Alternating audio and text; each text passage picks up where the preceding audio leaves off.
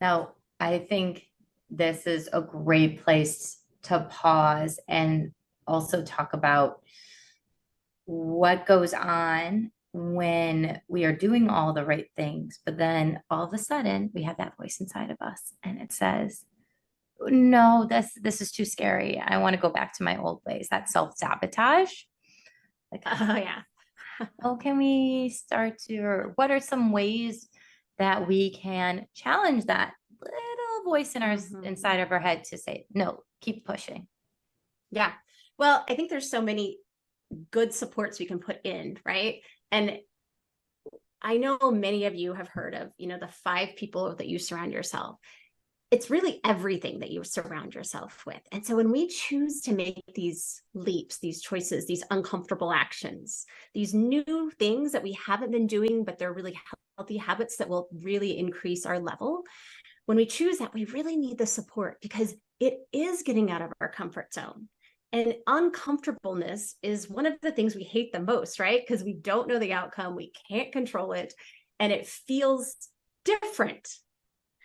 And until we can make ourselves get used to being uncomfortable, which is kind of, I try to make myself uncomfortable every day so that becomes my norm. But does it mean that I'm not ever fearful or insecure or take a step back and self-sabotage? Oh my goodness, no. I have self-sabotaged like crazy. And that's one of the reasons why I have a signature course called Unstoppable, because it's all of these tools that I learned myself to recognize self-sabotage, but then also walk through healing it, right? But when we, going back to what you're saying is like, if we surround ourselves with who is positive, what is positive, right? So podcasts, the music we listen to, the people we surround ourselves with, right? Like we have to have those positive supports to enable us to feel secure, to provide that foundation for us. And so when we selectively choose, and this is another energy management piece that I talk about in my course Velocity, is when we selectively choose the people, the environments, the physical habits we have, different things that really affect our energy, when we choose the good ones. And then we start to bring in that, and that becomes this natural momentum that does create that velocity in our life, and it supports us in rising. It supports us even when we're insecure. And knowing also what things help you get out of there, right? Because we already know, and if you don't know, you will come against days of insecurity. You will come against days when you feel like you failed. You will come against all these things. So knowing yourself and knowing certain specific things that help you elevate quickly. It might be one song. Like before I came in on here, and I try to instill good habits throughout, and I've just learned those patterns that can help me. But even before I came on podcasts, I listened to a specific song. It's called Champion. It's by Maverick City. But I listen to the song because it resonates with me. I know it's uplifting. It's centering me in who I am, whose I am.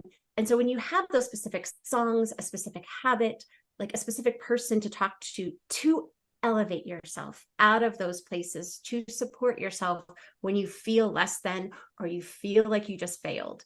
Those are the biggest things. It's really just putting those in, finding those places that can really pour into you, and finding those people that believe you no matter what. They believe in you. They are for you. And they'll also tell you the truth. Like we have to be willing to accept truth as well, right? Totally. Yep. Yeah. I've been trying to focus on a lot of my listeners and honestly clientele or in corporations.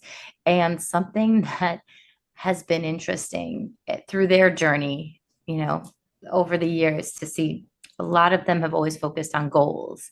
And when I started kind of focusing on more soul goals, kind of talking to their soul, kind of what you were saying, you don't want to leave your heart behind. It's like, what is the soul actually telling you you need? And what does that soul want? And then create goals from that place. The new year's coming up. And that can be very, very scary for a lot of people. They feel they need to lose weight. Holidays were horrible to them. They felt, a disconnect with their family, whatever might have been. The year is over, and New Year's resolutions start to come into play. And I'm sure you've dealt with this for so many years with your clients too. Yeah. What is a way that you feel we can start listening more to our souls, or creating habits to manage our energy, as well as continue to step into our extraordinary power? Well, first of all, I just want to acknowledge you, Sarah, because that's such an incredible work that you're doing with corporations. It's so necessary and needed right now.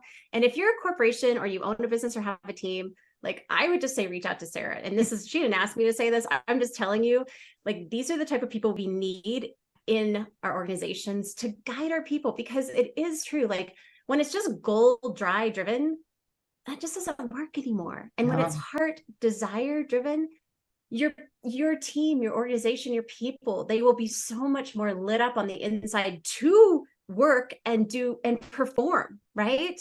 Yeah. Because they have this drive from their soul. So I love that you do that and you're taking that in, Sarah, to the corporations.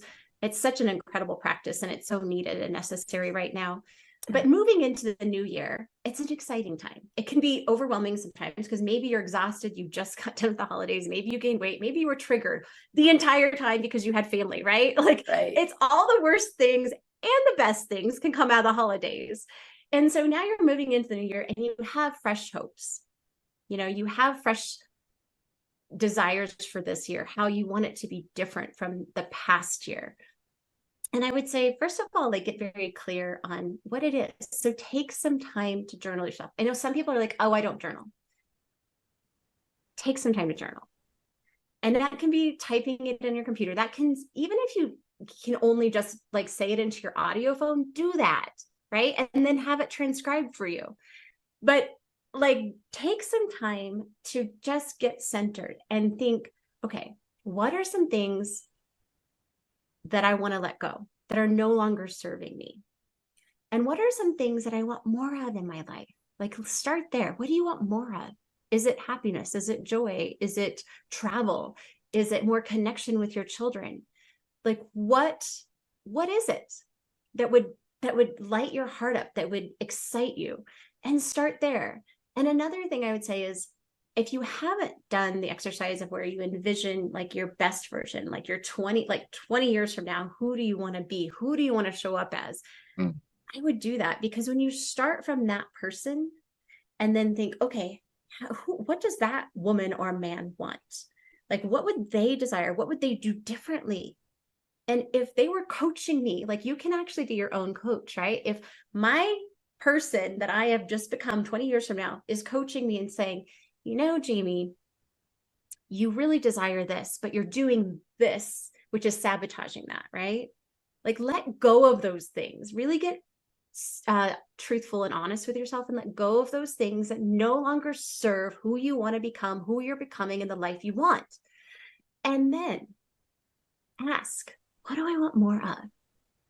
And how do I incorporate that? How do I move intentionally towards that? And I think that's a great starting point, because everything else can come from that space.